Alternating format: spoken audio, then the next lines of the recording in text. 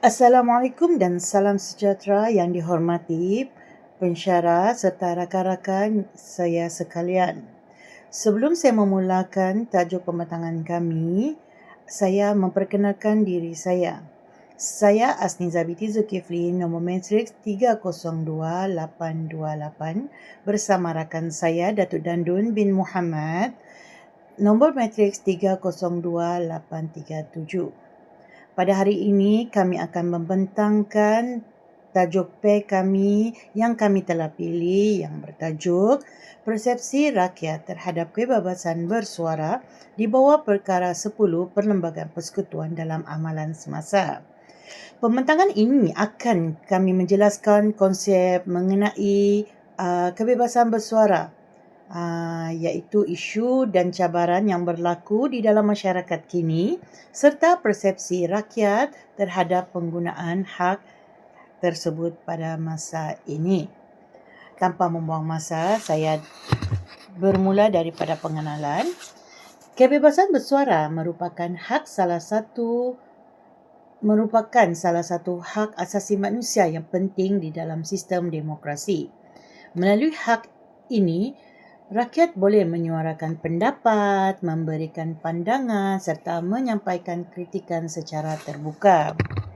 Di Malaysia, hak ini dijamin di bawah Perkara 10 Perlembagaan Persekutuan. Walaupun begitu, kebebasan bersuara bukanlah hak mutlak kerana ia masih tertakluk kepada undang-undang demi menjaga keselamatan negara, ketenteraman awam, moral dan keharmonian masyarakat. Oleh itu, rakyat perlu menggunakan kebebasan bersuara secara bertanggungjawab dan beretika. Latar belakang kajian yang telah kami lakukan ialah kami lihat perkembangan teknologi, komunikasi dan media sosial kini telah banyak mengubah lanskap kebebasan bersuara di Malaysia. Kini media sosial seperti Facebook, TikTok, Instagram, WhatsApp serta Twitter telah menjadi medium utama rakyat bagi menyuarakan pendapat. Media sosial membantu dapat meningkatkan penyebaran maklumat, komunikasi masyarakat serta amalan demokrasi. Namun begitu, ia juga boleh menimbulkan beberapa masalah seperti berita palsu, fitnah, hasutan dan ucapan kebencian. Situasi ini telah menunjukkan bahawa kebebasan bersuara perlu digunakan secara bijak serta bertanggungjawab. Kita pergi kepada penyataan masalah. Di antara masalah utama yang berlaku ialah penyalahgunaan kebebasan bersuara di media sosial yang kita lihat semakin meningkat.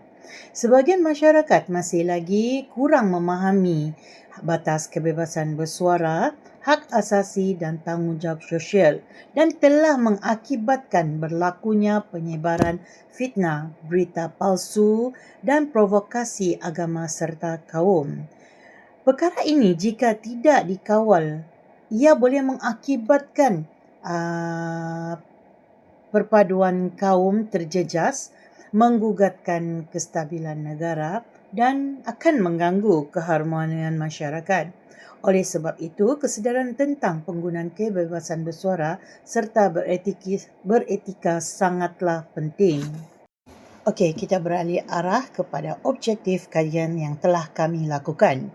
Kajian ini dijalankan bagi mencapai beberapa objektif utama, di antaranya, objektif pertama, kami ingin mengenal pasti tahap kefahaman rakyat terhadap Perkara 10 di dalam Perlembagaan Persekutuan. Objektif kedua ialah bagi mengkaji persepsi masyarakat terhadap kebebasan bersuara. Seterusnya, kami ingin mengenal pasti pengaruh media sosial terhadap kebebasan bersuara. Selain itu, kajian ini juga bertujuan bagi menganalisis isu dan cabaran berkaitan kebebasan bersuara. Akhir sekali, kami ingin mencadangkan beberapa langkah bagi penambahbaikan untuk memastikan kebebasan bersuara ini dapat digunakan secara berhemah. Di dalam persoalan kajian yang telah kami lakukan ialah kajian ini kami jalankan bagi menjawab beberapa persoalan utama yang di antaranya soalan yang telah kami beri, adakah rakyat memahami hak kebebasan bersuara? Apakah persepsi masyarakat terhadap kebebasan bersuara di Malaysia? Bagaimana media sosial dapat mempengaruhi kebebasan bersuara? Apakah cabaran utama berkaitan kebebasan bersuara? Dan akhir sekali, apakah langkah terbaik yang dapat dilakukan bagi memastikan kebebasan bersuara ini dapat digunakan secara berhemah? Okey, kita beralih arah kepada metodologi kajian. Kajian ini kami menggunakan kaedah kuantitatif berbentuk distraktif.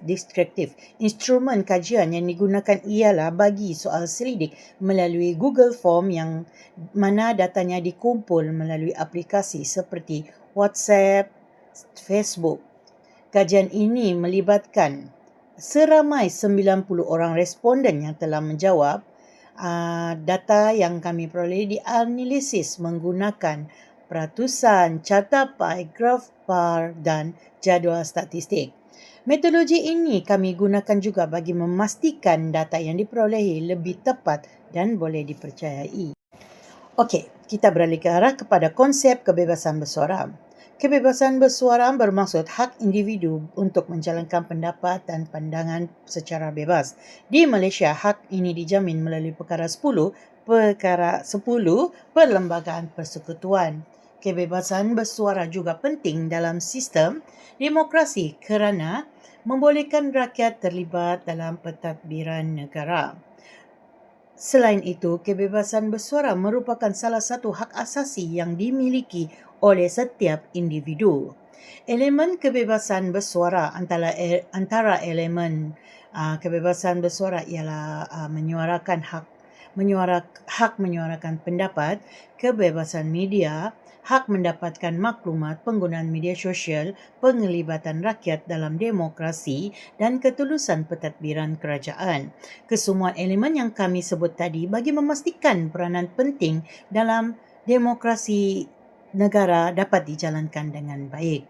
Pelaksanaan di Malaysia, kebebasan bersuara dilaksanakan berdasarkan beberapa undang-undang iaitu Perkara 10 Perlembagaan Persekutuan, Akta Komunikasi dan Multimedia 1998 serta Akta Hasutan 1948. Kerajaan memainkan peranan penting mengawal penyalahgunaan media sosial, menjaga keselamatan negara dan memastikan keharmonian masyarakat.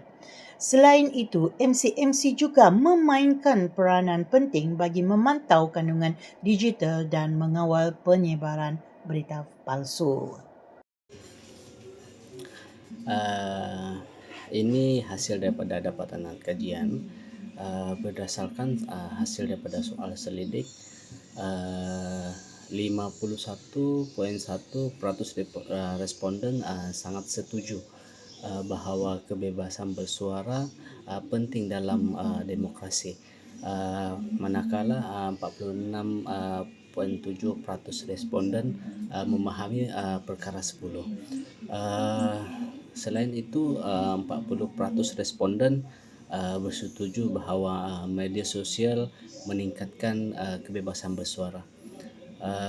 Majoriti responden juga menyokong kawalan kerajaan terhadap penyalahgunaan media sosial. Secara keseluruhannya, masyarakat mempunyai persepsi positif terhadap kebebasan bersuara, namun masih menekankan penggunaan secara bertanggungjawab. Isu kebebasan bersuara, antara isu utama kebebasan bersuara ialah menyebarkan berita palsu, kedua penyebaran fitnah, ketiga cyberbullying, keempat ucapan kebencian, kelima sensitiviti agama, dan juga yang keenam adalah sensitiviti kaum. Isu ini dia memberi kesan negatif seperti menggugat perpaduan masyarakat, menimbulkan konflik sosial, dan juga menjejaskan keamanan negara lah. Oleh itu, kebebasan bersuara perlu disertai dengan tanggung jawab sosial. Cabaran kebebasan bersuara ni terdapat beberapa cabaran utama dalam pelaksanaan kebebasan bersuara. Antaranya yang pertama adalah penyalahgunaan media sosial, kawalan platform digital, ketiga ketidakseimbangan antara hak dan tanggung jawab, keempat ancaman tindakan undang-undang, dan juga yang terakhir kurangnya kesadaran sivik. Cabaran ini menunjukkan bahawa kebebasan bersuara perlu diseimbangkan dengan nilai etika dan juga tanggung jawab sosial. Kekuatan kebebasan bersuara pula kebebasan bersuara mempunyai banyak kepentingan kepada masyarakat dan juga negara. Antaranya yang pertama adalah menggalakkan demokrasi, dan juga kedua meningkatkan ketelusan kerajaan, yang ketiga memberi ruang rakyat bersuara, yang keempat dia meningkatkan kesedaran sivik, yang kelima dia mengukuhkan penglibatan rakyat, dan seterusnya ialah memperluaskan komunikasi masyarakat. Kebebasan bersuara juga membantu rakyat menyuarakan idea dan pandangan bagi pembangunan negara. Kelemahan kebebasan bersuara ini walaupun penting, kebebasan bersuara ini juga mempunyai kelemahan jika disalahgunakan. Antaranya yang pertama ialah penyebaran berita palsu, yang kedua penyebaran fitnah, yang ketiga provokasi kaum dan agama, yang keempat penyalahgunaan media sosial, yang kelima bully cyber, dan juga yang terakhir adalah ucapan kebencian. Kesan daripada penyalahgunaan ini boleh menjejaskan keharmonian negara. Selain itu, ia juga mengancam kestabilan sosial, dan juga ia boleh mencetuskan konflik masyarakat. Daripada analisis kajian, masyarakat semakin memahami konsep kebebasan bersuara. Media sosial ini menjadi medium utama untuk komunikasi rakyat pada masa kini lah. Namun begitu, kebebasan bersuara perlu mempunyai batas tertentu supaya tidak melanggar undang-undang dan nilai moral. Kajian ini juga mendapati bahawa pendidikan literasi media sangat penting, dan juga kesedaran sivik dapat membantu mengurangkan penyalahgunaan media sosial. Cadangan penambahbaikan, antara cadangan penambahbaikan ialah yang pertama memperkukuhkan pendidikan literasi media, yang kedua meningkatkan kesedaran sivik, yang ketiga memperketatkan penguatkuasaan undang-undang, yang keempat menggalakkan penggunaan media sosial secara beretika, yang kelima memupuk budaya komunikasi yang sopan, dan yang terakhir ialah meningkatkan peranan institusi pendidikan serta media. Langkah ini penting bagi memastikan kebebasan bersuara digunakan secara bijak dan juga bertanggung jawab lah. Kesimpulan dia sebagai kesimpulan kebebasan bersuara merupakan hak penting dalam demokrasi Malaysia lah. Namun begitu, hak tersebut perlu digunakan secara berhemah, beretika, dan juga bertanggung jawab, ya. Media sosial dia memberi pengaruh yang besar terhadap komunikasi masyarakat pada masa kini. Semua pihak perlu bekerjasama bagi menjaga keharmonian negara, memelihara perpaduan kaum, dan juga memastikan kebebasan bersuara tidak disalahgunakan. Keseimbangan antara individu dan juga kepentingan awam amat penting demi kesejahteraan negara. Okey, sampai situ sahaja. Terima kasih. Sekian sahaja pembentangan daripada kumpulan kami. Terima kasih atas perhatian yang diberikan. Kami sedia menerima sebarang pertanyaan ataupun pandangan daripada pensyarah dan juga rakan-rakan lah. Sekian, terima kasih.